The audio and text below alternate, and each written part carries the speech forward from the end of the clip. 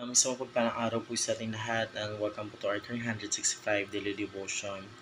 At ngayong araw po, ang tatalakayan po, po natin is patungkol po sa ano ang atonement at bakit mo dapat itong malaman.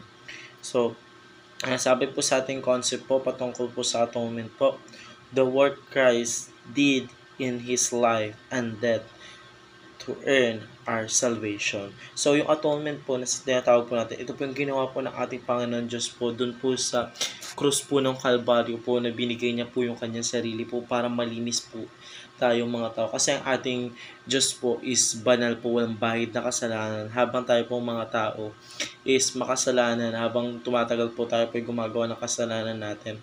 Then, nasabi po nating atonement po, kasi ang ating Panginoon Diyos po, binigay niya po yung kanyang sarili, sinakripisyo niya po yung kanyang sarili para po tayo po maligtas po sa lahat po ng kasalanan na gagawa po natin o lahat po ng bayad ng kasalanan na ating ginawa po.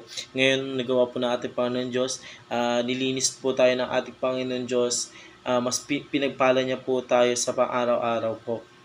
So, para naman po sa ating Bible reading po, ito po yung matatagpuan sa Hebrew chapter 9 verse 22 at ito po sabi po sa English, "Indeed, under the law almost everything is purified with blood, and without the shedding of blood there is no forgiveness of sin." So sa katunayan, sa ilalim ng kautusan, halos lahat ng mga bagay ay nilinis ng dugo, at kung walang pagdanak ng dugo ay walang kapatawaran ng mga kasalanan. So yun po ang ating Bible verse po para sa araw na to. Ang tayo naman po is dumako po sa ating teaching po. So una, atonement unites God, love, and justice. So, yung atonement ba po ng ating Panginoon Diyos is combine niya po or pinag-unite niya po yung pagmamahal po sa atin ng ating Panginoon.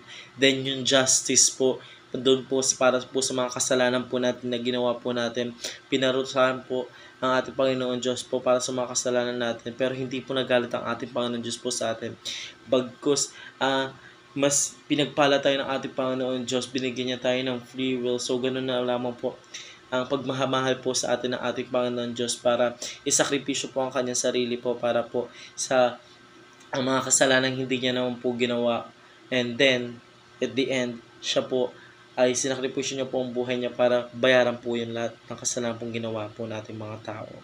So, pangalawang katanungan po, atonement is penal substitution. So, pag pinabi po natin penal, ito po yung penalty, then substitution lang po, parang kapalit po or sub.